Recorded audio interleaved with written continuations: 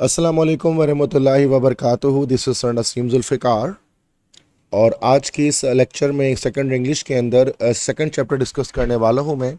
This is actually a speech by name I have a dream, मेरा एक ख्वाब है। और इसके स्पीकर कौन है? मार्टिन लूथर किंग जूनियर इसके स्पीकर है जिन्होंने इस स्पीच को डिलीवर किया है। तो ये he is the speaker of this speech. सबसे पहले तो ऑथर के हवाले से कुछ बातें हम यहाँ पर जान लेते हैं मार्टिन लूथर किंग के बारे में। ठीक है, जो इसके स्पीकर हैं इनके हवाले से दो तीन चीज़ें आपको पढ़नी याद होनी चाहिए। ठीक है, सबसे पहला कि मार्टिन लूथर किंग जो है वो एक अफ्रो अमेरिकन है। अफ्रो अमेरिकन किसे कहा जाता है? एक ऐसा अमरीकी जो एक ऐसा अमेरिकन जिसकी ओरिजिन्स जो है वो अफ्रीका में हो, या अफ्रो अमेरिकन कह सकते हैं, या फिर हम उनको ब्लैक अमेरिकन कह सकते हैं। एक ब्लैक अमेरिकन थे। सेकंड ये कि एक पॉलिटिशियन थे, एक सियासतदान थे। ठीक है, सियासतदान थे। थर्ड ये कि ये जो मार्टिन लूथर किंग जूनियर थे, इन्हीं की वजह से जो है वो सिविल राइट एक्ट अमेरिका में सिविल राइट एक्ट जो था वो इन्हीं की वजह से 1964 में जो है वो पास हुआ। एक बात ये याद रखनी है, सिविल राइट एक्ट 1964 में मार्टिन लूथर किंग की वजह से पास हुआ, इन्हीं की कोशिशों से, एफर्ट से पास हुआ। और नेक्स्ट बात यह कि इसी वजह से इनको जो है नोबेल पीस प्राइज से नवाजा गया। नोबेल पीस प्राइज से नवाजा गया, जो कि 1964 में ही नोबेल प्राइज पीस प्राइज से नवाजा गया, इनाम बराए अमन। और फिफ्थ पॉइंट क्या याद रखेंगे उनके बारे में कि इनको एसेसिनेट किया गया था, इनको हलाक किया गया था या इनको कत्ल किया गया था। तो एसेसिनेटेड इन 1968, 1968 में इनका कत्ल हुआ, 1968 में। तो इस तरह से इनकी डेथ हुई। तो इन्हीं के बारे में आज हम पढ़ने वाले हैं। मार्टिन लूथर किंग जो एक अफ्रो अमेरिकन है, एक अमेरिकन पॉलिटिशियन थे। सिविल राइट एक्ट को मंजूर करवाने में सबसे बड़ा एफर्ट इन्हीं का था। 1964 का इनाम बराए अमन इन्होंने जीता, या इनको नवाजा गया नोबेल इनाम से, और 1968 में इनको एसेसिनेट कर दिया गया। तो इनका नाम था मार्टिन लूथर किंग जूनियर, और उन्होंने एक स्पीच डिलीवर की जिसका नाम है आई हैव अ ड्रीम, मेरा एक ख्वाब है। ठीक है, तो इस स्पीच के हवाले से हम पहले इंट्रोडक्शन है, कुछ बैकग्राउंड है जो यहाँ पर मौजूद है, उसको मैं रीड आउट करता हूँ, देन स्पीच पर हम आते हैं। और काफ़ी डिटेल में आज ये लेक्चर मैं डिस्कस करने वाला हूँ, ताकि जितने भी क्वेश्चंस हैं आप इस तरह से इजीली आप इसको अटैम्प्ट कर सकें जो इस चैप्टर से आएंगे आपके पास बोर्ड एग्जाम्स में। तो doctor Martin Luther King junior delivered his famous speech I have a dream on August 28, 1963 during the march on Washington. तो doctor Martin Luther King junior ने डिलीवर किया।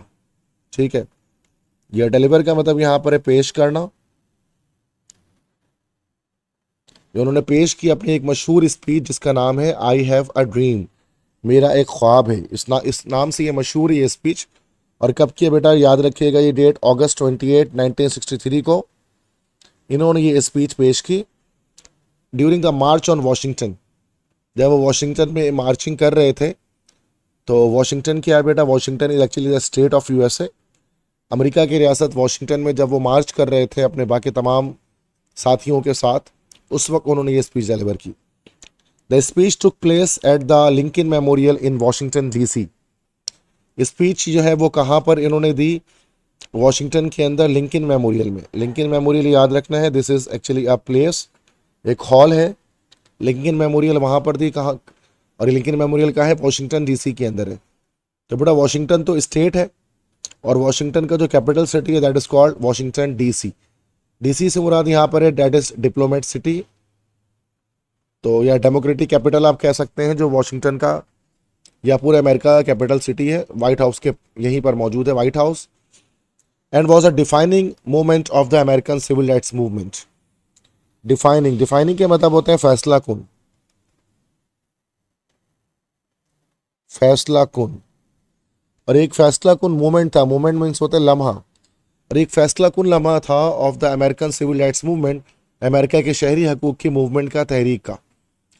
King addressed a crowd of over 250,000 people to call for an end to racism, segregation, and economic injustice, and to advocate for civil and equal rights for Afro-Americans. King मतलब Martin Luther king जो थे, उन्होंने खिताब किया, addressed. Address के मतलब simply खिताब किया या तकरीर किया। उन्होंने खिताब किया क्राउड, क्राउड मतलब एक भीड़ या हुजूम या रश, तकरीबन 250,000, इसको हम कह सकते हैं 2.5 लाख, कि लगभग 2.5 लाख से ज़्यादा का मजमा था। To call for an end to racism, और इसमें उन्होंने कॉल दी किसकी, कि ख़त्म किया जाए, एंड किया जाए किसको, रेसिज्म को। रेसिज्म किसे कहा जाता है? रेसिज्म के मतलब होते हैं नस्ल परस्ती, कि नस्ल परस्ती को ख़त्म किया जाए। सेग्रीगेशन, सेग्रीगेशन का वर्ड काफ़ी बार इस्तेमाल किया गया, उसके मतलब तफरीक, तफरीक को ख़त्म किया जाए। And economic injustice, economic means मुआशी, और इनजस्टिस के मतलब होते हैं नाइंसाफ़ी, और मुआशी नाइंसाफ़ी को ख़त्म किया जाए। And to advocate for civil and equal rights for Afro American, और एडवोकेट किया जाए। एडवोकेट मतलब क्या? आवाज़ बुलंद करना, आवाज़ बुलंद करना। और उन्होंने आवाज़ बुलंद की किसके लिए? फॉर सिविल, शहरी और बराबर की राइट्स, हकूक़ के लिए, for Afro Americans. Afro Americans किसे कहते हैं बेटा? आफ्रो अमेरिकन्स असल में ये वो अमरीकी होते हैं जो अफ्रीका से अमेरिका लाए गए थे, और उन्हें स्लेव बना दिया गया था, उन्हें ग़ुलाम बना दिया गया था। और बाद में जब अमेरिकन सिविल वॉर हुआ तो उनकी ग़ुलामी ख़त्म हो गई, या स्लेवरी अबॉलिश हो गई, लेकिन जो राइट्स हैं, ह्यूमन राइट्स या बेसिक राइट्स हैं, वो नहीं दिए जाते थे आफ्रो अमेरिकन्स को। तो इसी वजह से मार्टिन लूथर किंग ने ये स्पीच डिलीवर की, ताकि आफ्रो अमेरिकन्स को उनके जायज़ हकूक़ दिए जाएं। His speech emphasised his vision of a future where all people would be judged by their character, not the colour of their skin.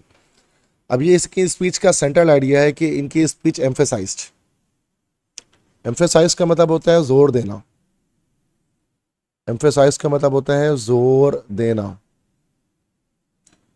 कि इनकी जो स्पीच है वो जोर देती थी या एम्फेसाइज करती थी किसी इस पर, विजन फॉर अ फ्यूचर, मुस्तकबिल की एक सोच के बारे में, जहां लोगों को जज किया जाएगा, जहां लोगों को जज किया जाएगा उनके कैरेक्टर से, कैरेक्टर मीन्स किरदार, जहां लोगों को उनके किरदार से जज किया जाएगा, not the colour of their skin, उनके स्किन के कलर से नहीं, या उनके स्किन का क्या कलर है उससे जज नहीं किया जाएगा। चूँकि ऐसा होता था कि जो ब्लैक अमेरिकन उनके ब्लैक स्किन की वजह से उनकी ह्यूमन राइट्स जो थे उनको एक्सप्लॉइट किया जाता था। और इस स्पीच का में इसी चीज़ पर जोर दिया गया है कि दुनिया में या अमेरिका में जो भी लोग हैं उनको हम उनके कैरेक्टर, उनके किरदार की बुनियाद पर परखें, ना कि उनके स्किन कलर की बुनियाद पर परखें। तो इस तरह से रेसिज्म के ख़िलाफ़ इसके अंदर आवाज़ उठाई गई। तो this is actually the background of the speech, जो आप तमाम बच्चों को याद रखना है। अब हम आते हैं स्पीच के एक्चुअल लाइंस की तरफ, जो मार्टिन लूथर किंग ने डिलीवर किया 1963 में।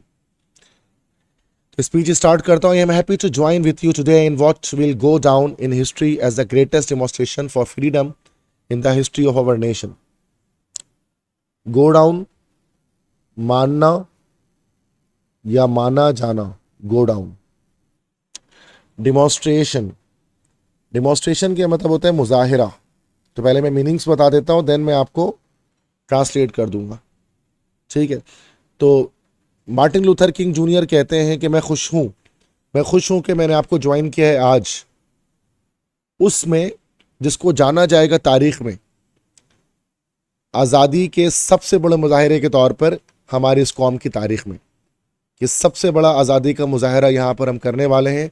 चूँकि 2.5 लाख का मजमा जमा है, और हमारी इस कौम, नेशन से मुराद यहाँ पर है यूएसए, हमारे नेशन यूएसए की तारीख में एक सबसे एक बड़ा मुजाहरा माना जाएगा जो अमेरिका की तारीख में कभी हुआ, जिसमें 2.5 लाख लोग जमा हैं। और मैं बहुत खुश हूँ आपके साथ यहाँ पर होकर।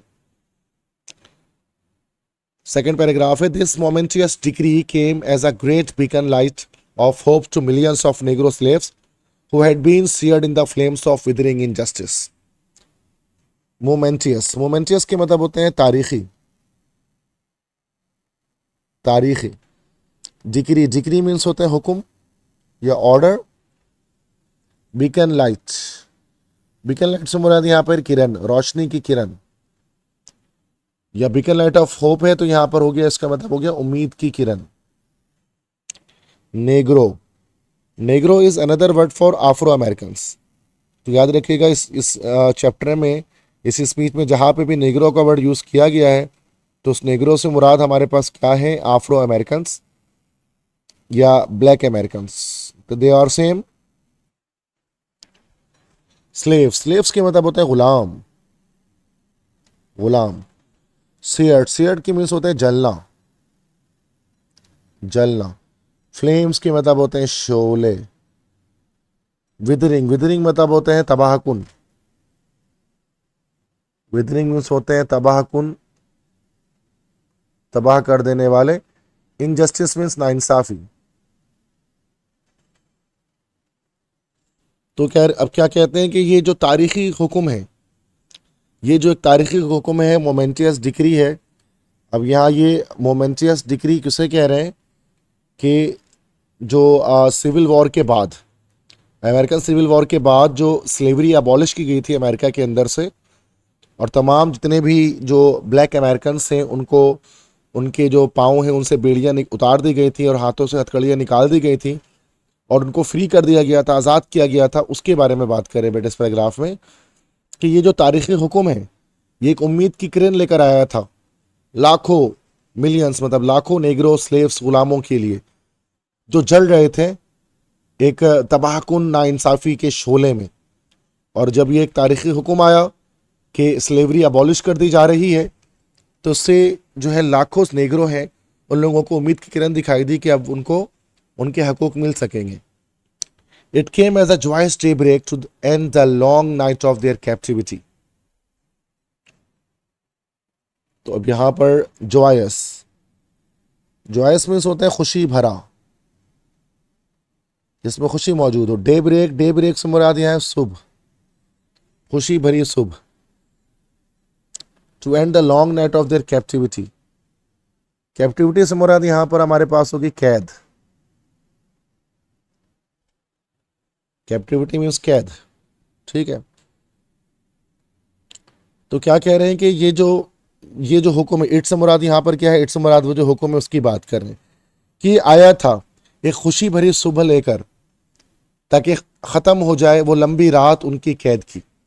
जितने सालों से वो जंजीरों में कैद थे अफ्रो अमेरिकन, उनके लिए खुशी भरी सुबह थी। But 100 years later the Negro still is not free. लेकिन 100 साल के बाद नेग्रो स्टिल, स्टिल मीन्स अब भी, नेग्रो जो है वो अब भी आज़ाद नहीं है। 100 साल हो गए स्लेवरी को अबॉलिश हुए हुए अमेरिका के अंदर से, लेकिन जो उसका ब्लैक अमेरिकन है वो नेग्रो है, वो अब भी आज़ाद नहीं है। 100 years later, the life of the Negro is still sadly crippled by the manacles of segregation and the chains of discrimination. Sadly means उदासी के साथ या उदासी से या मायूसी के साथ। क्रिपल्ड, क्रिपल्ड के मतलब होता है माजूर या अपाहज, अपाहज क्रिपल्ड। मैनिकल्स के मतलब क्या होते हैं, हैंडकफ्स होते हैं, हैंडकफ्स मीन्स हथकड़ियाँ। सेग्रीगेशन का मतलब तो मैंने अभी आपको बता दिया, तफरीक, फ़र्क करना। चेन्स मतलब होते हैं जंजीरें, और डिस्क्रिमिनेशन का मतलब इम्तियाज़, किसी एक को के साथ इम्तियाजी सलूक करना, डिस्क्रिमिनेशन। क्या कह रहे हैं कि भाई 100 साल के बाद नेगरों की जो ज़िंदगी है वो अब भी मायूसी की हद तक या उदासी की हद तक अभी वो माजूर है, अपाहज है। किस तरह से अपाहज है भाई, चूँकि हथकड़ियाँ मौजूद हैं उनके पास अभी भी तफरीक की, और अभी भी वो नस्ली इम्तियाज़ की ज़ंजीरों से जकड़े हुए हैं। अगरचे लोहे की बेड़ियाँ, लोहे की ज़ंजीरें उतार दी गई हैं, लेकिन जो हथकड़ियाँ हैं तफरीक की और जो ज़ंजीरें हैं इम्तियाज़ की, उन्होंने अभी भी उदासी के साथ, सैडली उदासी के साथ अपाहज किया हुआ है, माजूर किया हुआ है नेग्रो लोगों को। अब वो पूरी तरह से आज़ाद नहीं हुए। 100 years later, the Negro lives on a lonely island of poverty in the midst of a vast ocean of material prosperity. तो यहां पर बेटा लोनली मतलब होते हैं अकेला। आइलैंड, आइलैंड कहते हैं जजीरा, मतलब एक ऐसा खुश्की का इलाका जो चारों तरफ से पानी से घिरा हो। पोवर्टी, पोवर्टी मीन्स है बेटा गुर्बत, गरीबी। मिड्स्ट, मिड्स्ट के मतलब होते हैं दरमियान। वास्ट, वास्ट मतलब कुशादा या बड़ा। ओशियन, ओशन मीन्स होते हैं यहाँ पर समंदर, वैसे बहर होते हैं बड़ा समंदर। मटेरियल प्रोस्पेरिटी, मटेरियल के मतलब है मादी, और प्रोस्पेरिटी मतलब होते हैं खुशहाली। तो मैं तमाम वर्ड्स की मीनिंग आपको बता रहा हूँ जो आप नोट डाउन करते रहे अपने बुक में। कि 100 साल के बाद नेग्रो रहता है, या अभी भी नेग्रो जो है वो रहते हैं एक अकेले से जजीरे में, गुर्बत के एक अकेले जजीरे में बसते हैं, एक ऐसे मादी खुशहाली के एक कुशादा समंदर के दरमियान एक अकेला जजीरा है जहां पर वो रहते हैं। मतलब वो कह रहे हैं जो पूरा यूएसए है वो एक बड़े से समंदर की तरह से है, जहाँ हर तरफ मटेरियल प्रोस्पेरिटी है, खुशहाली है, दौलत है, सब कुछ है। लेकिन उन सब के इसी के दरमियान, इसी बड़े मादी खुशहाली वाले समंदर के बीच में, इसके दरमियान में एक ऐसा अकेला जजीरा है जिसमें गुर्बत बसती है और वहाँ पर नेगरू रहते हैं। मीन्स हर तरफ वाइट अमेरिकन जो है वो प्रोस्पेरिटी हासिल कर रहे हैं, खुशहाली हासिल कर रहे हैं, लेकिन जो एक बेचारा ब्लैक अमेरिकन है, अफ्रो अमेरिकन है, ये गुर्बत की ज़िंदगी जी रहा है इसी अमेरिका के अंदर। 100 years later, the Negro is still languished in the corners of American society and finds himself an exile in his own land. तो देखिए इसके अंदर ना, इसमें आपको इस लिटरेरी डिवाइस यूज कर रहे हैं, एनाफोरा यूज कर रहे हैं बार बार। एनाफोरा हम लोग किससे कहते हैं बेटा? What is anaphora? एनाफोरा कहा जाता है कि जब एक ही सेंटेंस में, एक ही लाइक स्पीच के अंदर अगर हम रिपीटिशन करते हैं वर्ड्स की, that is repetition, repetition of words, words को जब रिपीट करते हैं दैट इज कॉल्ड एनाफोरा। अब देखिए यहाँ पर 100 लेटर्स को, 100 लेटर्स काफ़ी बार इस्तेमाल कर रहे हैं, ठीक है, उसके अंदर। तो 100 साल के बाद, तो 100 ईयर्स लेटर, तो दिस इज एनाफोरा। लेटर, ये लेटर जो होता है उसके मतलब होता है बाद। स्टिल, अब भी लैंग्वेज, लैंग्वेज का मतलब होता है कमजोर, वीक। अच्छा, सोसाइटी मीन्स होता है मुआशरा। एग्जाइल, एग्जाइल मीन्स होते हैं जिला वतनी, यहां लिख देता हूं जिला वतनी, या मुल्क बदर हो जाना, जिला वतन हो जाना। कह रहे 100 साल के बाद भी नेग्रो अब भी कमज़ोर है अमरीकी माशरे के किनारों में, और वो ख़ुद को पाता है कि वो एक जिला वतने की ज़िंदगी जी रहा है अपने ख़ुद के वतन में। जिस वतन में उसको सिटीजनशिप हासिल है वो उस वतन का शहरी है अमरीका का, लेकिन उसके बावजूद ऐसा लगता है जैसे वो जिला वतन कर दिया गया है, चूँकि उसको जो राइट्स हैं वो उसको नहीं मिल रहे। And so we have come here today to dramatise a shameful condition. तो ये यहाँ पर लिखा है वी हैव, शॉर्ट फॉर्म में लिख दिया है वी हैव। ड्रामेटाइज, ड्रामेटाइज का मतलब होता है प्रचार करना, प्रचार करना किसी चीज का। शेमफुल, शेमफुल मतलब शर्मनाक। कहते हैं और आज हम यहाँ मौजूद हैं कि हम एक इस शर्मनाक हालत को प्रचार करें और दुनिया को उसको दिखाएं कि देखिए हमारे साथ कितना बुरा हो रहा है, और अब हम अमेरिका के शहरी होने के बावजूद भी हमें हमारे राइट्स नहीं मिल रहे हैं। नेक्स्ट पैराग्राफ है, this note was a promise that all men, yes black men as well as white men, would be guaranteed the unalienable rights and of life, liberty and the pursuit of happiness.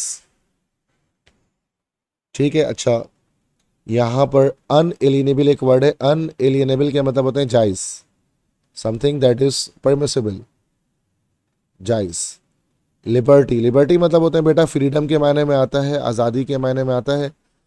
Pursuit, pursuit से मुराद होता है that is pursuit, pursuit में होता है जुस्तजू, जुस्तजू, तलाश, ताकुब। ठीक है, कह रहे कि ये नोट जो है एक वादा है कि हर आदमी, हाँ, काला आदमी और उसके साथ साथ गोरा आदमी, मतलब ब्लैक अमेरिकन, उसके साथ साथ वाइट अमेरिकन, उनको गारंटी दी जाए। उनको गारंटी मतलब होता है जमानत, गारंटी मीन्स जमानत, उनको जमानत दी जाए कि उनको मिलेंगे एक जायज़ हकूक़, उनको उनके मिलेंगे तमाम इंसानों को। और वो जायज़ हकूक़ किसके होंगे?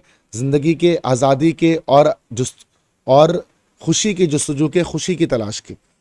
मतलब कि हर ब्लैक और वाइट आदमी, उसको जीने का हक होगा, आज़ाद रहने का हक होगा, और साथ में उसको खुशी की तलाश करने का हक होगा और ज़िंदगी में खुशियाँ भरने की उसको पूरी तरह से हक उसको हासिल होगा और वह खुशहाल ज़िंदगी जीने की ज़मानत उसको दी जाएगी। Now is the time to make real the promise of democracy.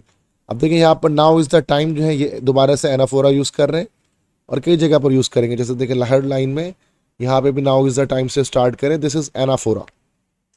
और देखिए यहाँ से भी नाउ इज़ द टाइम से स्टार्ट कर रहे हैं, यहाँ पे भी नाउ इज़ द टाइम से स्टार्ट कर रहे हैं। तो 4 जगह पर नाउ इज़ द टाइम से स्टार्ट कर रहे हैं। तो now is the time to make real the promise of democracy. अब वो वक्त है कि हम जमहूरियत के वादों को हकीकी कर दिखाएं और उनको हम हकीकत का रूप दे दें कि डेमोक्रेसी जिसको हम कहते हैं जमहूरियत, जिसमें कहा जाता है कि किसी भी इंसान में कोई डिस्क्रिमिनेशन नहीं है, कोई भी इंसान वोट कर सकता है और कोई भी इंसान एज अ कैंडिडेट किसी भी इलेक्शन में खड़ा हो सकता है। तो वो कह रहे हैं कि अब ये वक्त आ गया है कि हमने जमहूरियत को जो वादे किए तो उनको सच कर दिखाएं। Now is the time to rise from the dark and desolate valley of segregation to the sunlit path of racial justice. Rise मतलब होते हैं यहाँ पर, राइस मतलब है यहाँ पर उभरना। डिसोलेट मतलब होते हैं यहाँ पर वीरान। वैली के मतलब होते हैं वादी, दो पहाड़ों के बीच का रास्ता। सेग्रीगेशन तो बता दिया, तफरीक। सनलिट मतलब रोशन। रेशियल जस्टिस नस्ल इंसाफ। क्या वो वक्त है कि हम तारीख और वीरान वादियां जो हैं, तफरीक की तारीख और वीरान वादियों से उठ खड़े हो उभर आए और इन तारीख और वीरान वादियों से निकल कर हम एक रोशन रास्ते तक जाएं जहां पर रेशियल जस्टिस होगा, नस्ल इंसाफ होगा। इसका मतलब कि हर नस्ल के लोगों को बराबर के हुकूक हासिल होंगे। अब वो वक्त आ गया है। Now is the time to lift our nation from the quicksands of racial injustice to the solid rock of brotherhood. Quicksand, quicksand किससे कहते हैं बेटा? क्विक सैंड कहा जाता है दलदली रेत। एक ऐसी रेत जिस पर अगर आप पाँव रखेंगे तो आप अंदर धंसना शुरू हो जाएंगे, उसको क्विक सैंड कहा जाता है। सॉलिड रॉक, रॉक मीन्स यहां पर है चट्टान, ठोस चट्टान। ब्रदरहुड, ब्रदरहुड मीन्स यहां पर है बेटा भाईचारा, भाईचारा ब्रदरहुड। कह रहे हैं कि अब वो वक्त आ गया है कि हम अपनी अच्छा, लिफ्ट का मतलब होता है उठाना, कि अब वक्त आ गया है कि हम अपनी कौम को उठाएं नस्ली नाइंसाफी के दलदली रेत से और उनको उठाकर कहां पर बैठा दे भाई? सॉलिड रॉक, एक ठोस चट्टान भाईचारे की। मतलब अभी इस वक्त जो अफ्रो अमेरिकन हैं वो समाजी नाइंसाफी के दलदली रेत के अंदर धंसते जा रहे हैं और अंदर से अंदर जाते जा रहे हैं। इससे पहले कि उनका नामो निशान मिट जाए और वो पूरी तरह से धंस जाएं उस क्विक सैंड के अंदर, हम क्या करें? हम अपनी कौम को उठाएं और उठाकर भाईचारे के एक सॉलिड रॉक के ऊपर रख दें। क्योंकि सॉलिड रॉक जो होगा जाहिर सी बात है वो चट्टान है और उसमें इंसान अंदर धंसेगा नहीं, मतलब एक फर्म एक पोजीशन उसकी हो जाएगी। तो वही कह रहे हैं कि हमें रेशियल इनजस्टिस से निकलकर ब्रदरहुड की तरफ जाना है, भाईचारे की तरफ जाना है, जहां एक गोरा अमरीकी और एक काला अमरीकी दोनों भाई भाई हों। Now is the time to make justice a reality for all people on earth. अब वो वक्त है कि हम इंसाफ को एक हकीकत बना दे दुनिया के तमाम इंसानों के लिए। We must forever conduct our struggle on the high plane of dignity and discipline. Conduct मतलब होता है जारी रखना, ठीक है, जारी रखना या मुनक्किद करना। डिग्निटी मतलब होता है अजमत। डिसिप्लिन के मतलब होता है नज़्म ज़ब्त। कह रहे हैं कि हमें लाजमी अपने स्ट्रगल को,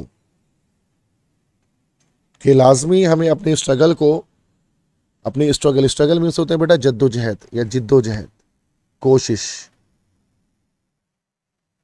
हमें लाजमी हमेशा अपनी जद्दोजहद को जारी रखना है अजमत के साथ और नज़्म ज़ब्त के साथ। मतलब हाई प्लेन मतलब एक बुलंद मकाम पर अजमत के साथ, नज़्म ज़ब्त के साथ, डिसिप्लिन के साथ और बड़े इज्जत के साथ, अजमत के साथ हमें अपने इस स्ट्रगल को जारी रखना है। We must not allow our creative protest to degenerate into physical violence. Creative से मुराद यहाँ पर क्रिएटिव तख्लीक कार होता है, वैसे यहाँ पर इससे मुराद यूज़फुल, फ़ायदेमंद। प्रोटेस्ट मीन्स मुजाहिरा, यह एहतजाज कह सकते हैं। डीजेनरेट, डीजेनरेट का मतलब होता है तब्दील होना, सिंपल इसका मतलब हो गया कन्वर्ट होना। Into physical violence, physical means जिस्मानी, और वायलेंस मतलब होते हैं कत्ल व गारत। कह रहे हैं कि हमें लाजमी नहीं अलाउ करना है, हम ये लाजमी नहीं इजाज़त दे सकते हैं इस बात की कि हम अपने इस फ़ायदेमंद मुजाहिरे को, इस फ़ायदेमंद प्रोटेस्ट को, इस मुजाहिरे को, ठीक है, हम उसको तब्दील कर दें किसमें, फिजिकल वायलेंस में, जिस्मानी कत्ल व गारत में। कि हम जो एहतजाज कर रहे हैं, प्रोटेस्ट कर रहे हैं, हम ऐसा नहीं कर सकते कि हम इसको जिस्मानी कत्ल व गारत में तब्दील कर दें। और जो इतनी अच्छी तरह से पीसफुलनेस के साथ हम जो अपने इस मूवमेंट को, इस तहरीक को चला रहे हैं, ऐसा नहीं होना चाहिए कि आगे जाकर हम इसमें कत्ल व गारत को एंटर कर दें, कि जो ब्लैक अमेरिकन्स हैं वो वाइट अमेरिकन्स का कत्लेआम करना शुरू कर दें। Again and again we must rise to the majestic heights of meeting physical force with soul force. Majestic, majestic से मुराद होते हैं लाइक शानदार, शानदार, मेजेस्टिक। सोल फोर्स, सोल मतलब यहां पर है रूहानी, रूहानी ताकत। कि बार बार, अगेन एंड अगेन, बार बार, हर बार हमें लाजमी खुद को बुलंद करना है शानदार ऊंचाइयों तक, जिसमें हम अपने फिजिकल फोर्स, अपने जिस्मानी कुव्वत को अपने रूहानी ताकत के साथ मिला दें, उसको मिक्स कर दें। मतलब हम अपनी जिस्मानी कुव्वत का इस्तेमाल ना करें ज़्यादा से ज़्यादा, बल्कि हम अपने सोल फोर्स को इस्तेमाल करें। सोल फोर्स का इस्तेमाल ये कि हम अपनी रूहानी ताकत का इस्तेमाल करें, अपनी जो फिजिकल कुव्वत है उसको रूहानी ताकत से इस्तेमाल करने के साथ मिला दें, और हमारी बातों में इतनी तासीर हो कि वाइट अमेरिकन्स हमारी इन जो हमारी डिमांड से मुतालबात हैं उनको तस्लीम कर लें। The marvellous new militancy which has engulfed the Negro community must not lead us to distrust of all white people, for many of our white brothers, as evidenced by their presence here today, have come to realize that their destiny is tied up with our destiny. Marvelous, तो marvelous के मतलब होता है हैरान कुन, हैरान कर देने वाला। मिलिटेंसी, मिलिटेंसी मतलब के लड़ाकू लोग या लड़ने वाले लोग, लड़ने वालों को हम कहते हैं मिलिटेंसी। इनगल्फ्ड, इनगल्फ का मतलब होता है निगल लेना, निगल लिया।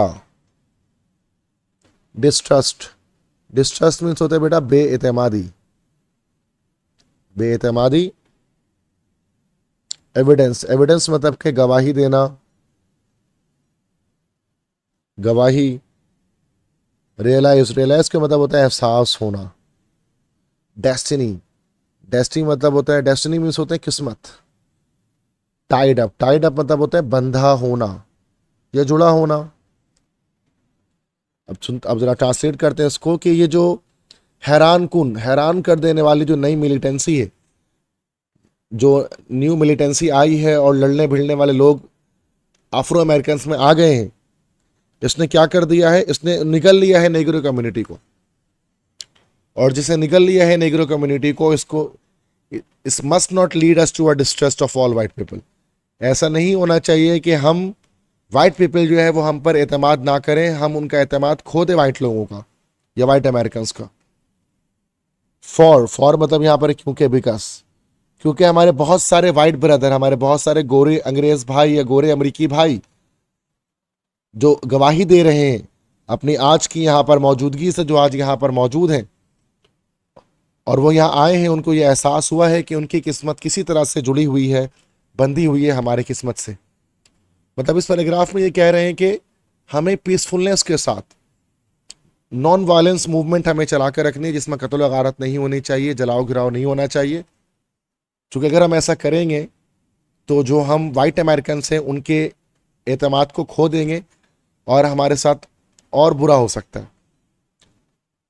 तो जबकि हम देखते हैं कि हम जो इस तरह पीसफुल प्रोटेस्ट कर रहे हैं, तो आज हमारे पास बहुत सारे, इस 2.5 लाख के मजमे में कई सारे वाइट अमेरिकन्स, वाइट ब्रदर्स भी हमारे मौजूद हैं, जो इस बात की गवाही दे रहे हैं कि वाइट अमेरिकन्स को एहसास हो गया है कि हमारी किस्मत उनकी किस्मत के साथ जुड़ी है और अगर हम कामयाबी हासिल करेंगे, हम तरक्की हासिल करेंगे, तो अल्टीमेटली वो भी करेंगे। नेक्स्ट पैराग्राफ है, and they have come to realise that their freedom is inextricably bound to our freedom. Inextricably, ना काबिले जुदा, जिसको हम जुदा ना कर सकें। बाउंड मतलब होता है बंधा होना। और इनको ये एहसास हो गया है कि उनकी जो फ्रीडम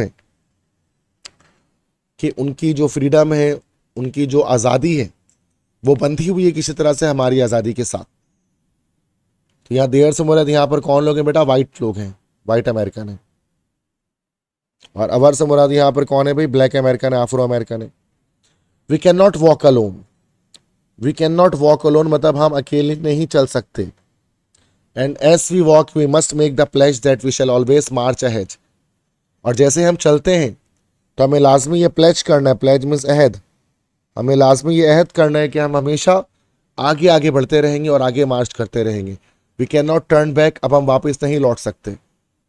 चूँकि अब देखें ये वॉशिंगटन डीसी तक आ चुके हैं, जहाँ पर करीबी वाइट हाउस मौजूद है, प्रोटेस्ट करते हुए और चलते हुए। तो कह रहे हैं हम इतने आगे निकल आए हैं कि अब वापसी का कोई रास्ता नहीं है, और अब हम अपने मुतालबात को मनवाने के बाद ही वापस यहाँ से लौटेंगे।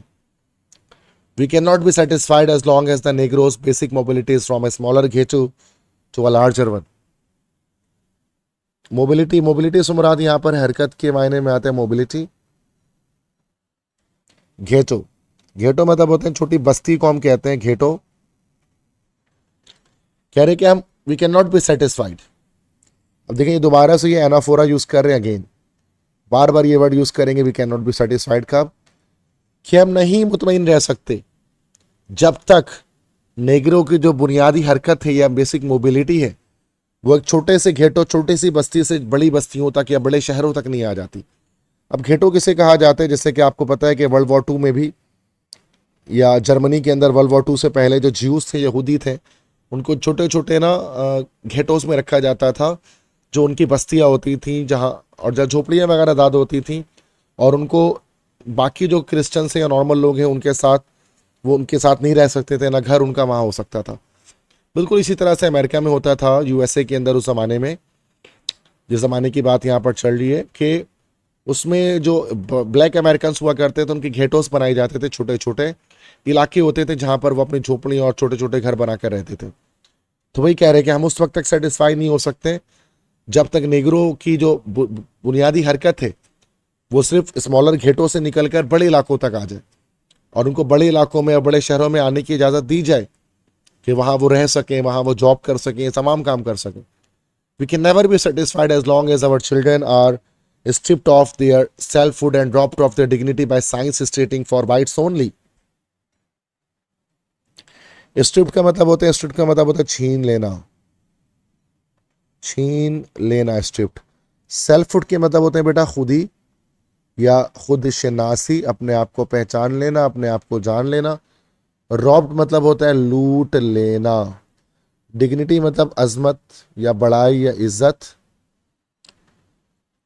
ठीक है। स्टेटिंग मतलब होता है बयान करना। कह रहे कि हम कभी भी, we can never be satisfied, हम कभी भी सेटिस्फाइड नहीं हो सकते एज लॉन्ग एज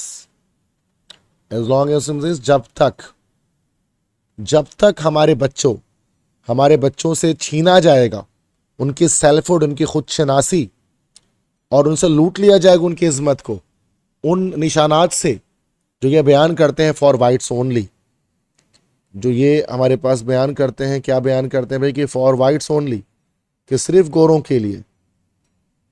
तो क्या था बेटा यहाँ पर कि उस वक्त जो है ना, वो अक्सर ऐसी चीज़ें होती थी, ऐसी बिल्डिंग्स होती थी, ऐसी जगह होती थी जहाँ ये लिखा होता था कि फॉर वाइट्स ओनली, सिर्फ गोरों के लिए।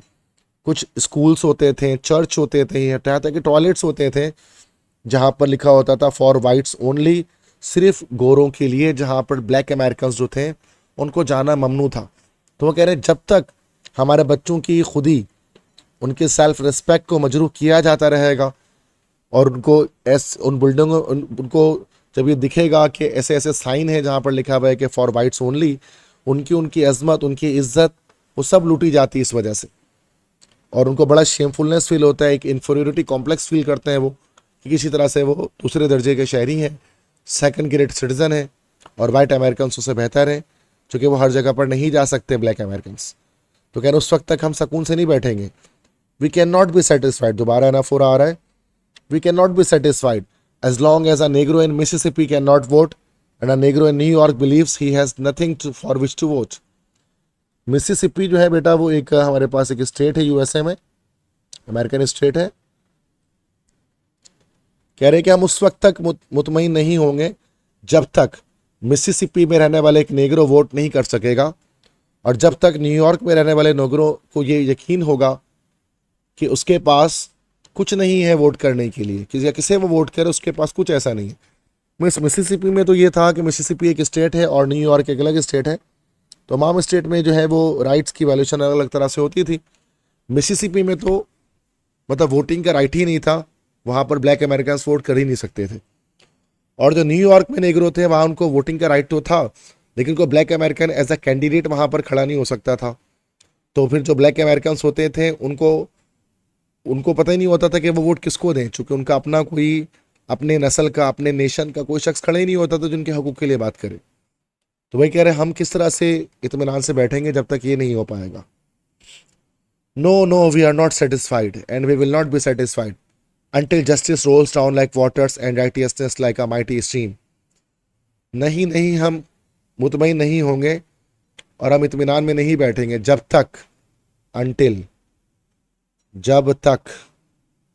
अच्छा, इसके बाद ये जो है ना, justice rolls down like waters and righteousness like a mighty stream, ये जो पूरा यहाँ पर आ रहा है बेटा, this is the verse of Bible. ये बाइबल इंजील मुकद्दस की एक वर्स है। राइटियसनेस के मतलब होते हैं दयानतदारी, माइटी मीन्स होते हैं ताकतवर, और स्ट्रीम मतलब होते हैं नहर। अब ये बाइबल के एक वर्स कोट कर रहे हैं मार्टिन लूथर किंग कि हम उस वक्त तक सुकून से नहीं बैठेंगे, मुतमईन नहीं होंगे जब तक इंसाफ पानी की तरह बहना ना शुरू हो जाए, और जब तक दयानतदारी एक ताकतवर नहर की तरह फ्लो ना करना शुरू कर दे, बहना ना शुरू कर दे। मतलब जब तक हर तरफ दयानतदारी और इंसाफ का बोलबाला नहीं होगा, हम सुकून से नहीं बैठेंगे। Let us not wallow in the valley of despair. I say to you today my friends, and even though we face the difficulties of today and tomorrow, I still have a dream. Let us not वैलो,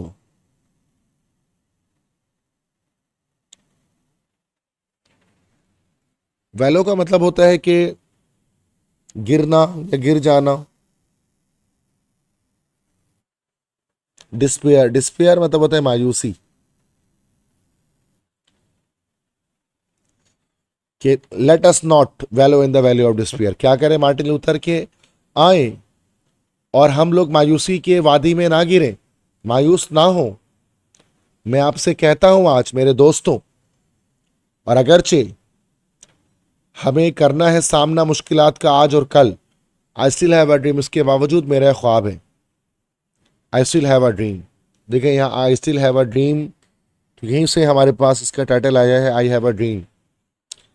it is a dream deeply rooted in the American dream. Rooted, rooted मतलब होता है पेवस्त होना,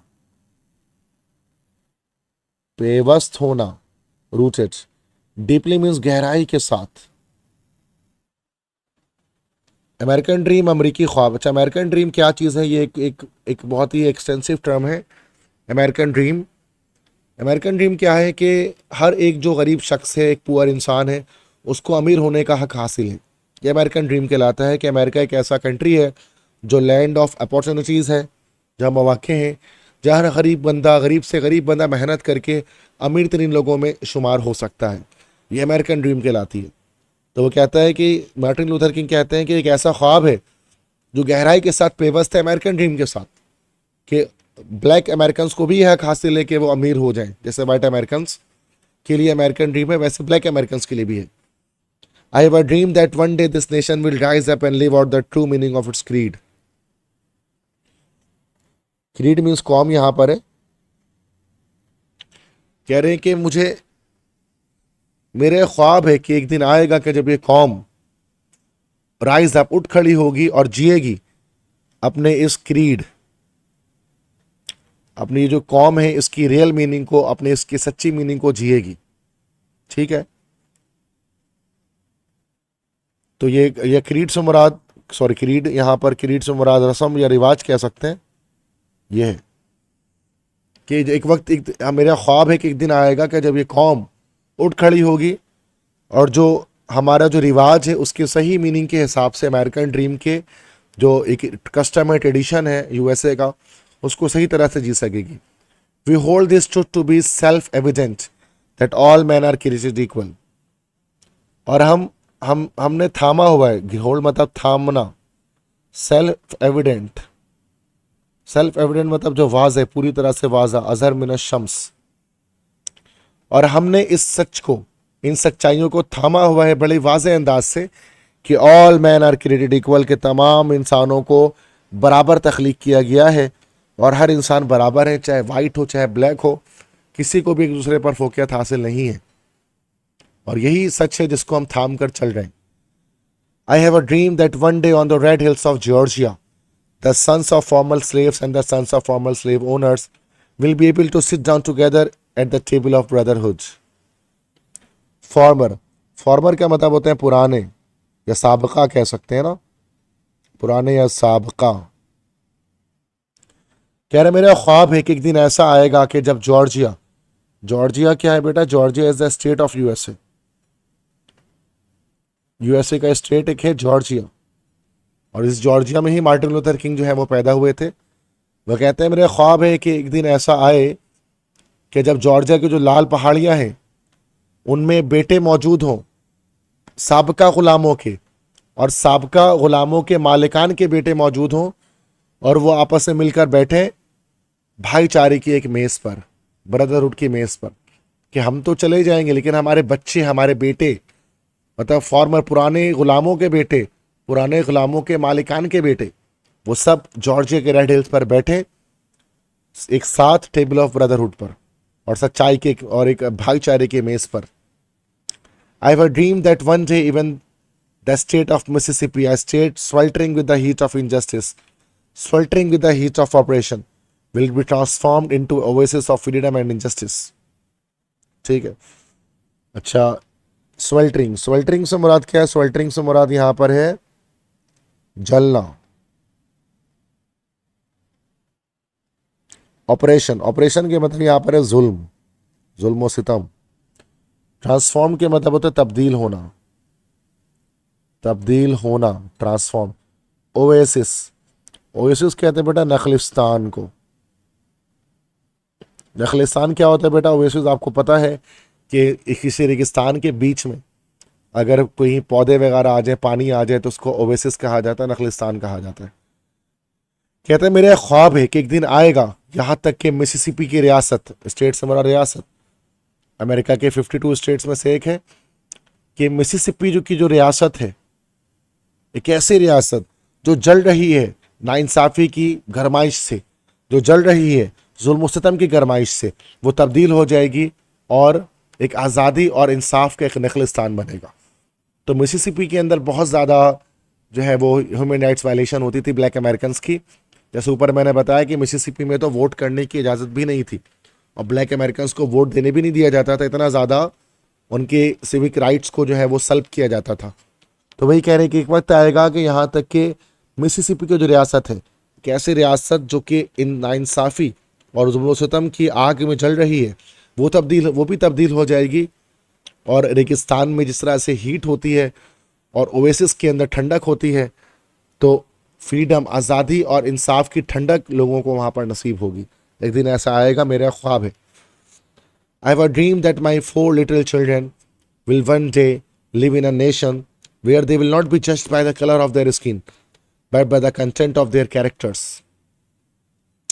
कहते हैं मेरे ख्वाब है कि जब कि मेरे 4 छोटे बच्चे, तो मार्टिन लूथर किंग के जो है वो 4 औलादें थीं, उनकी बात कर रहे हैं कि मेरा ख्वाब है कि मेरे 4 छोटे बच्चे वो एक दिन जिएंगे इस कौम में, इस मुल्क में।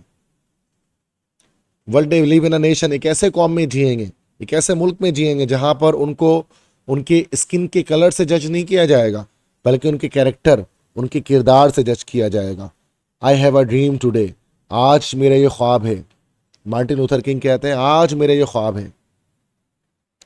आई have a dream that one day down in Alabama with its vicious racist, with its governor having his lips dripping with the words of interposition and nullification.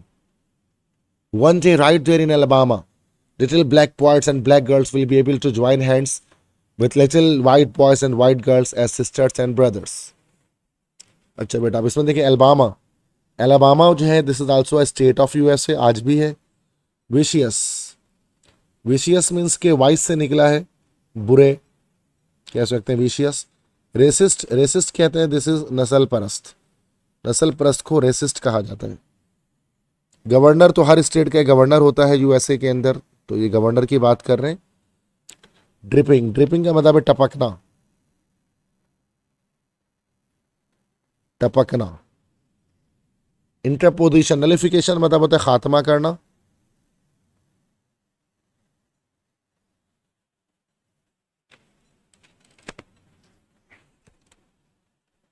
तो नलिफिकेशन का मतलब होता है किसी चीज को खत्म कर देना, किसी चीज का खात्मा कर देना, किसी चीज को मिटा देना पूरी तरह से, दैट इज।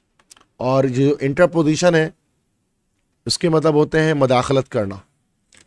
मदाखलत करना मतलब किसी को इंटरफेयर करना, तो इंटरपोजिशन मतलब होता है मदाखलत।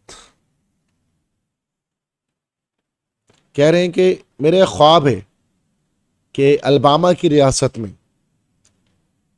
और जहां पर बहुत ज़्यादा बुरी नस्ल परस्ती है, नस्ल परस्त लोग आबाद हैं जो ब्लैक अमेरिकन को बिल्कुल भी अच्छा नहीं समझते, और उनका जो गवर्नर है उसके लबों से, उसके ज़बान से, उसके लबों से टपकते हैं ऐसे अल्फाज, जो अल्फाज हैं जैसे इंटरपोजिशन एंड नलिफिकेशन। कि इंटरपोजिशन मतलब मदाखलत, वो इंटरपोजिशन का वर्ड यूज़ करते हैं कि ब्लैक अमेरिकन जो है वो मदाखलत कर रहे हैं हमारे वाइट अमेरिकन के मामलात में। एंड नलिफिकेशन, और वो नलिफिकेशन की बात करते हैं, ख़ात्मा करने की बात करते हैं। वो कहते हैं कि मैं ब्लैक अमेरिकन को ख़त्म कर दूंगा अमेरिका से। ऐसे लोग, अलबामा के अंदर ऐसा गवर्नर मौजूद है कि उस रियासत में भी एक दिन वहाँ ऐसा आएगा कि अलबामा के छोटे काले लड़के और काली लड़कियाँ वो हाथ मिलाएंगी वहाँ के गोरे लड़कों और गोरी लड़कियों से, एज सिस्टर्स एंड ब्रदर्स, जैसे कि वो भाई हैं और वो बहन है। मतलब आपस में भाई भाई बन जाएंगे, ब्रदरहुड कायम हो जाएगा अलबामा जैसे रियासत के अंदर भी, जहाँ इतना ज़्यादा नस्ल परस्त लोग जो है वो मौजूद हैं। आई हैव अ ड्रीम टुडे, मेरा ख्वाब है आज।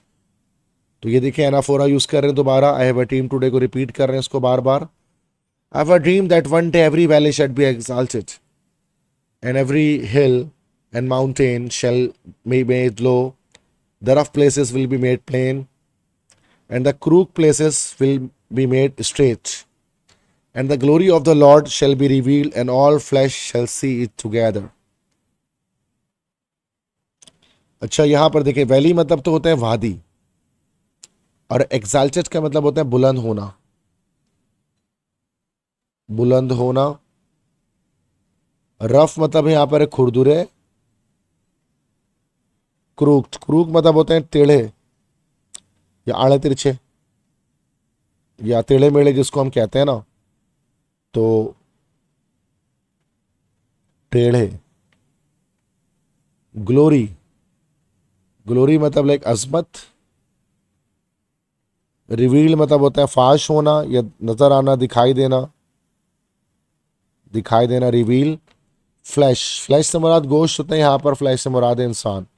ये इन्वर्टेड कॉमर्स में दोबारा क्या है कि हमारे पास जो है वो इन्वर्टेड कॉमर्स के अंदर बाइबल के वर्स को कूट किया जा रहा है अगेन, जो ये कर रहे हैं कूट इसको। तो क्या कह रहे हैं भाई कि मेरा ख्वाब है, आई हैव अ ड्रीम, मेरा ख्वाब है कि एक दिन आएगा कि जब तमाम वादी, जितनी भी वादी, वादी जो है ना थोड़ी नीची होती है ना, दबी हुई होती है, नीचे होती है, सतह समंदर से नीचे होती है, कि तमाम वादियों को बुलंद कर दिया जाएगा, और तमाम जो पहाड़ियाँ हैं, हिल्स हैं, और तमाम हिल मतलब छोटी पहाड़ी होती है और माउंटेन मतलब बड़ी पहाड़ी। वैसे हिल मतलब होती है पहाड़ी और माउंटेन का मतलब होता है पहाड़, जो बड़ा हो तो वो पहाड़ है। हर पहाड़ी और हर पहाड़ को नीचे कर दिया जाएगा, लो कर दिया जाएगा, और सारे खुरदुरे रास्तों को प्लेन कर दिया जाएगा, और तमाम टेढ़े मेढ़े रास्तों को, जगहों को सीधा कर दिया जाएगा। और खुदा की, लॉर्ड से मुराद खुदा है यहाँ, और खुदा की अजमत दिखाई देगी और तमाम इंसान उसको देख सकेंगे। मतलब कह रहे हैं कि तमाम लोग, एक वक्त आएगा, मेरा ख्वाब है कि लोग बराबर हो जाएंगे। जो लोग आज नीचे हैं, मतलब वादी से ये कह रहे हैं कि every valley shall be exalted, मतलब जो ब्लैक अमेरिकन के इलाके हैं वो बुलंद हो जाएंगे, और जो वाइट अमेरिकन जो आसमान की बुलंदियों पर हैं वो थोड़ा सा नीचे आएंगे और वो ब्लैक अमेरिकन के बराबर हो जाएंगे। खुरदुरे रास्ते जो है वो प्लेन हो जाएंगे, टेढ़े मेढ़े रास्ते जो है वो सीधे हो जाएंगे, और खुदा की अजमत तमाम इंसानों को दिखाई देगी। खुदा हर चीज़ पर कादिर और वो क्या कुछ कर सकता है। This is our hope and this is the faith that I go back to the South with. यही हमारी उम्मीद है और यही हमारा ईमान है, और यही हमारा ईमान है जिसके साथ मैं वापस जाऊंगा to the South with. South मतलब लाइक अमेरिका के जो साउदर्न स्टेट है जहाँ से इनका ताल्लुक था, तो जॉर्जिया से इनका ताल्लुक था, तो जॉर्जिया जो है वो साउथ ऑफ अमेरिका में पाया जाता है, साउथर्न पार्ट में। तो वही कह रहे हैं कि मैं साउथ में जो जाऊंगा, जुनूब की तरफ जो मैं जाऊंगा, वो इसी ईमान के साथ और इसी उम्मीद के साथ जाऊंगा वापस। With this faith we will be able to hew out of the mountains of despair a stone of hope. Hew out का मतलब होता है तराशना, तराशना। क्या कह रहे हैं, इसी ईमान के साथ, इसी अकीदे के साथ हम तराशने के काबिल हो जाएंगे, मायूसी के पहाड़ को एक पत्थर के, उम्मीद के पत्थर में तराशने में कामयाब हो जाएंगे कि इतना बड़ा जो मायूसी का पहाड़ हमारे पास मौजूद है, इस ईमान के साथ, इस अकीदे के साथ क्या होगा कि हम उस बड़े पहाड़ को तराश कर एक उम्मीद का एक पत्थर बना देंगे, और उन्हीं मायूसी की पहाड़ियों से हम उम्मीद की किरण हमारी चमकेगी। With this faith we will be able to transform the jangling discords of our nation into a beautiful symphony of brotherhood. अच्छा, जंगलिंग मतलब होता है शोर शराबा, शोर शराबा। जंगलिंग, डिस्कॉर्ड मतलब होता है तनाज़े, झगड़े, फसाद, फड्डे। सिम्फोनी, सिम्फोनी के मतलब होते हैं हम आवाज़ या सुर या एक अच्छी आवाज़, मीठी आवाज़। ठीक है, तो मीठी आवाज़ को कह सकते हैं सिम्फोनी। कि अपने इस अकीदे के साथ, अपने इस ईमान के साथ हम ये जो शोर शराबा वाला तनाज़ा है उसको तब्दील, अपने जो हमारे कौम में जो जंगल डिस्कॉर्ड है, शोर शराबे वाले तनाज़े हैं, उनको हम तब्दील कर देंगे और खूबसूरत मीठी आवाज़ में जो भाईचारे का होगा। With this faith we will be able to work together, to pray together, to struggle together, to go to jail together and to stand up for freedom together, knowing that we will be free one day. कह रहे हैं कि इस उम्मीद के साथ, with this faith, अब देखो यहाँ पर एनाफोरा यूज कर रहे हैं, विद दिस फेथ को बार बार इस्तेमाल कर रहे हैं। इस उम्मीद के साथ, इस ईमान के साथ, इस अकीदे के साथ हम काबिल हो जाएंगे साथ में काम करने के, साथ में इबादत करने के, साथ में जद्दोजहद करने में, साथ में जेल जाने में, और साथ में स्टैंड अप, खड़े रहने के में, फॉर फ्रीडम टुगेदर, आज़ादी में हम एक साथ खड़े रहेंगे। Knowing that we will be free one day, और इस बात को जानते हुए कि एक दिन आएगा जब हम आज़ाद हो जाएंगे। तो स्टैंड अप मतलब साबित कदम रहना, साबित कदम रहना, खड़े रहना, जमे रहना, डटे रहना, stand up. And this will be the day, this will be the day when all people will be able to sing with new meaning.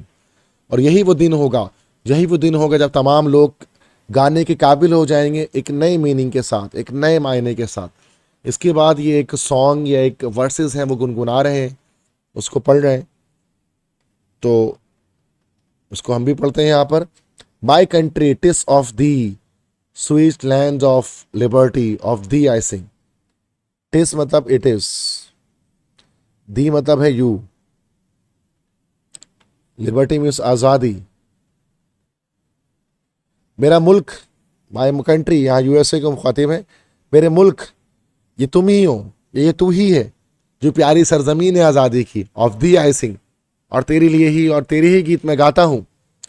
Land where my fathers died, land of the pilgrims flight. Pilgrim मतलब, वैसे तो Pilgrim मतलब होता है हाजी, लेकिन यहाँ पर होता है हिजरत, यहाँ पर मुराद होता है हिजरत करने वाले। मुहाजिर यहाँ से मुराद होता है जिन्होंने हिजरत की। प्राइड से मुराद फ़ख्र। ये वो ज़मीन है जहाँ मेरे बाप लोग मरे, मेरे बाप दादा मरे। ये वो ज़मीन है जहाँ पर जो हम मुहाजिरीन का फ़ख्र है, हम जो मुहाजिर अफ्रीका से अमेरिका आई, हमारा फ़ख्र है। From every mountain side let freedom ring. फ्रिंग से मुराद यहाँ है गूंजना, गूंजना। कह रहे हैं तमाम पहाड़ियों की तरफ से, ऑफ एवरी माउंटेन साइड, तमाम पहाड़ों की जानिब से आज़ादी को गूंजने दो, आज़ादी के शोर को गूंजने दो। And if America is to be great nation this must become true. और अगर अमेरिका को अजीम कौम बनना है तो उसके लाजमी सच होना पड़ेगा। And so let freedom ring from the prodigious hilltops of New Hampshire.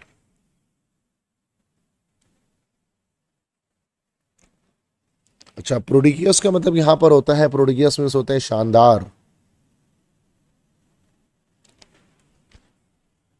और इसी तरह से आज़ादी को गूंजने दो। हिल टॉप्स, हिल टॉप्स के मतलब होते हैं पहाड़ी की जो चोटी होती है, पहाड़ी की चोटी, इसको हम कहते हैं हिल टॉप्स। कह रहे हैं कि आज़ादी को या आज़ादी के नगमों को बचने दो। न्यू हैम्पशायर, न्यू हैम्पशायर भी कोई स्टेट है अमेरिका का, कि न्यू हैम्पशायर का जो स्टेट है उसमें जो शानदार पहाड़ी चोटी है वहां से भी आज़ादी को बचने दो। मतलब कह रहे तमाम माउंटेन साइड का नाम ये लेंगे जो बड़े बड़े माउंटेन्स हैं वहां पर। Let freedom ring from the mighty mountains of New York. आज़ादी को गूंजने दो न्यूयॉर्क के ताकतवर पहाड़ों से। Let freedom ring from the heightening Alleghenies of Pennsylvania. Pennsylvania जो है बेटा, this is also a state of USA. ये एक और स्टेट का नाम ले अमेरिका की, this is also state of USA. Heightening मतलब ऊंचे ऊंचे, ऊंचे। और एलेहनीस किसे कहते हैं? एलेहनीस पहाड़ी सिलसिले का नाम है। This is actually the name of mountain range in America. Pennsylvania में जो माउंटेन रेंज है दैट इज एलेहनीस। कह रहे आज़ादी को बचने दो ऊंचे ऊंचे जो एलेहनीस हैं, जो पहाड़ हैं पेंसिल्वेनिया के, वहां से भी। Let freedom ring from the snow capped Rockies of Colorado. Rockies मतलब चट्टानी पहाड़, चट्टान। Colorado is also a state. Colorado, this is also a state of USA. कि आज़ादी को बचने दो, आज़ादी को गूंजने दो। कोलोराडो के जो स्नो कैप्ड मतलब बर्फ से लदे या बर्फ पोश कह सकते हैं, उनको जो बर्फ पोश चट्टाने हैं कोलोराडो की, वहां से भी आज़ादी की आवाज़ें आने दो। Let freedom ring from the curvaceous slopes of California. Curvaceous मतलब होता है गोल मटोल, गोल मटोल। और स्लोप मतलब होता है ढलानी इलाका, ढलवानी इलाका, स्लोप। कह रहे हैं कि आज़ादी को गूंजने दो कैलिफोर्निया के जो गोल मटोल ढलवानी इलाके हैं वहां से भी। बट नॉट ओनली दैट, लेकिन सिर्फ यही नहीं। तो California, California is also state. ये भी स्टेट है यूएसए का, जहां पर जिसका सिटी बहुत मशहूर है लॉस एंजलिस, जहां पर मौजूद है। लेकिन सिर्फ यही नहीं। Let freedom ring from Stone Mountain of Georgia. Georgia is another state. तमाम स्टेट का नाम ले रहे हैं ये अमेरिका की, कि जॉर्जिया को जो स्टेट है उसमें जो पत्थर के पहाड़ है, स्टोन माउंटेन है, स्टोन माउंटेन नाम है वहां के पहाड़ का, वहां से भी आज़ादी को गूंजने दो। Let freedom ring from Lookout Mountain of Tennessee. Tennessee जो है वो भी यूएसए का एक स्टेट है, कि टेनीस की लुकआउट माउंटेन से भी पहाड़ जो है वो आज़ादी के नगमों को गूंजने दो। Let freedom ring from every hill and mole hill of Mississippi. Mole hill कहते हैं टीला, माउंट को कहा जाता है, टीले को कहा जाता है मोल हिल। चूंकि मोल जो है वो एक किस्म का जानवर होता है जो खुदाई करता है ज़मीन की, और वो मिट्टी का टीला एक बना देता है ना खुदाई करते हुए। कह रहे हैं कि आज़ादी को गूंजने दो हर पहाड़ी से और हर टीले से मिसिसिपी के। Mississippi is also a state of USA. तो ये सारे स्टेट्स के नेम ले रहे हैं बेटा इसमें। From every mountain side let freedom ring. तमाम पहाड़ों की तरफ से, हर स्टेट में जितनी जितनी पहाड़ियां हैं, तमाम पहाड़ियों का नाम उन्होंने ले लिया है, उन तमाम जगहों से आज़ादी के रंगों को गूंजने दो। And when this happens, when we allow freedom ring, when we let it ring from every village and every hamlet, from every state and every city, we will be able to speed up that day when all people, black men and white men, will be able to join hands and sing in the words of the old Negro spiritual, free at last, thank God Almighty, we are free at last. और कह रहे हैं, और जब ऐसा होगा, और जब हम आज़ादी के नगमों को बजने देंगे, जब हम उसे बजने देंगे हर गांव में, एवरी हैमलेट, हैमलेट मतलब होता है हट, झोपड़ी, हर झोपड़ी में बजने देंगे, हर रियासत में, हर शहर में बजने देंगे। तो हम स्पीड अप, हम स्पीड अप कर देंगे, या हम रफ्तार तेज कर देंगे उस दिन की, या हम उस दिन को जल्दी देख सकेंगे जब तमाम लोग, काले आदमी और गोरे आदमी, वो इस काबिल हो सकेंगे कि आपस में हाथ मिलाएं और गाएं। किसको भाई? Sign sing in the words of the old Negro spiritual. और जो पुराने नेग्रो की स्पिरिचुअल स्पिरिचुअल रूहानी जो गीत है उसको गाएंगे। और जो क्या है? फ्री एट लास्ट, मतलब आज़ाद हो गया आखिरकार, आज़ाद हो गया आखिरकार। थैंक गॉड अलमाइटी, शुक्रिया मेरे खुदा। अलमाइटी मतलब खुदा, शुक्रिया खुदा। We are free at last, हम आज़ाद हो गए आखिरकार। ये नगमा जब गोरे और काले अमरीकी मिलकर गाएंगे, ठीक है। तो ये हमारे पास बेटा स्पीच थी जो कि डिलीवर की मार्टिन लूथर किंग जूनियर ने 28 अगस्त 1963 को लिंकन्स इन के अंदर, जो कि यहाँ पर हमने देखी। उसके बाद क्वेश्चन आंसर्स बेटा, अगर आपको ये सारे जो है ना, जो क्वेश्चन आंसर्स इसके हैं, अगर आपको उसके चाहिए तो आप मुझे व्हाट्सएप कर सकते हैं। मेरा नंबर है 030021522272। तो अगर आपको इंग्लिश सेकेंडरी इंग्लिश के नोट्स रिक्वायर हैं तो इसके नंबर को आप व्हाट्सएप इस पर लाजमी करें, तो मैं आपको नोट्स इसके दे दूंगा। बाकी ये है कि एमसीक्यूज़ को यहाँ पर सॉल्व कर लेते हैं। First in the speech, Junior Martin Luther King describes an ideal future for his children as dash, land of wealth, free from judgement, no discrimination, without obstacle. तो सी ऑप्शन होगा, no discrimination. कि कैसे mister जो Martin Luther king है वो अपने बच्चों के लिए आइडियल फ्यूचर क्या देखते हैं जिसमें कोई नस्ली इम्तियाज नहीं होगा। सेकंड क्वेश्चन है, dash is Junior Martin Luther King's vision in his dream, no economic hardship, ये नहीं होगा। Justice for all, yes. वो कहते थे कि भाई हर इंसान के लिए जस्टिस हो, इंसाफ हो, चाहे ब्लैक हो चाहे वाइट हो। थर्ड है, where did Martin Luther King deliver the I have a dream speech, तो ये हो जाएगा बी, लिंकन्स मेमोरियल। फोर्थ है, when was the I have a dream speech delivered, that's 28 August 1963। Fifth the phrase let freedom ring symbolises dash, आज़ादी को गूंजने है तो उसका क्या मतलब है? Political unity, equality for all, yes, इसका मतलब इक्वलिटी फॉर ऑल, सबके लिए बराबरी। सिक्स है, what is Kings stand on violence, king का क्या स्टैंड था वॉयलेंस पर, कत्ल गारत पर? रिजेक्ट्स वॉयलेंस, वो पूरी तरह से रिजेक्ट करते थे और वो एक पीसफुल प्रोटेस्ट करना चाहते थे और वो खिलाफ थे इस चीज़ के कि कत्ल गारत किया जाए। सेवंथ है, what does table of brotherhood means, table of brotherhood का क्या मतलब है? तो उसका मतलब है सोशल हारमोनी, समाजी हम आहंगी, कि लोग जो है वो सोशली हारमोनी हो, आपस में मिलकर रहें। Eighth, what is the overall tone of the speech, overall tone of the speech जो है वो क्या है भाई? होपफुल एंड डिटरमिन, कि मार्टिन लूथर किंग बहुत पुरुमीद है और डिटरमिन और पुरज़म है कि जो आज़ादी है वो मिलेगी और जो राइट्स हैं वो उनको मिलेंगे। और लाजमी 1 साल के बाद 1964 में सिविल राइट एक्ट जो है वो मंजूर हो चुका था इन्हीं की कोशिशों से, और ब्लैक और वाइट अमेरिकन को जो है पूरी तरह से आज़ादी मिल चुकी थी। अगर आज आप अमेरिका जाएंगे तो आप देखेंगे कि रेसिज्म बिल्कुल भी यूएसए के अंदर नहीं है, और वहाँ ब्लैक और वाइट एक साथ ही रहते हैं, एक ही स्कूल में पढ़ते हैं, दोस्ती करते हैं और तमाम चीज़ें उनमें होती हैं। Ninth, the main theme of the speech is dash, तो मेन थीम क्या है इसका? Celebration of black culture, no, demand for racial equality and justice, या बी ऑप्शन होगा कि रेशियल इक्वलिटी, नस्ली बराबरी चाह रहे हैं और जस्टिस चाह रहे हैं, ठीक है। बाकी बेटा ये सारे क्वेश्चंस हैं जो हैं इनके तमाम के आंसर्स आपको पीडीएफ फॉर्म में मिल सकते हैं। ये जो क्वेश्चन 1 2 3 4 5 6 7 है, बाकी तमाम चैप्टर्स के भी मिल जाएंगे। व्हाट्सएप नंबर है मैंने आपको बता दिया, इस नंबर पे आप मुझे व्हाट्सएप कर सकते हैं। तो बेटा ये आज का लेक्चर था, आई हैव अ ड्रीम जो स्पीच थी मार्टिन लूथर किंग की। आई होप सो कि आपको ये कंप्लीट लेक्चर समझ में आ चुका होगा और तमाम मीनिंग्स वगैरह आप इसको लिख लें। और अगर आपको लेक्चर पसंद आया तो वीडियो को लाइक कर दें, चैनल को सब्सक्राइब कर दें, अपने फ्रेंड्स के साथ शेयर कर दें। तो तमाम चैप्टर्स हो गए बेटा, एक चैप्टर बाकी है कॉन्क्वेस्ट ऑफ हैप्पीनेस, इंशाल्लाह वो भी अपलोड कर दूंगा जल्द से जल्द। अपना बहुत सारा ख्याल रखिएगा, बेस्ट ऑफ लक तमाम स्टूडेंट्स को, अल्लाह हाफिज़।